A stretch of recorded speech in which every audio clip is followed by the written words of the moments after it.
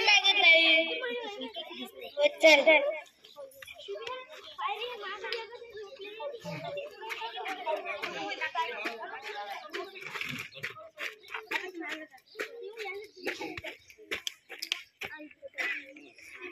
काय होत आहे तुला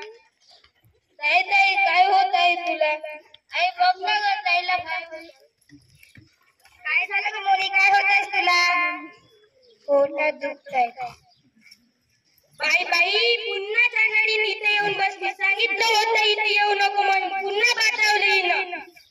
तुमच्या मायलेकीमुळे माझ्या नानाचं नशीबच फुटकं हिच्या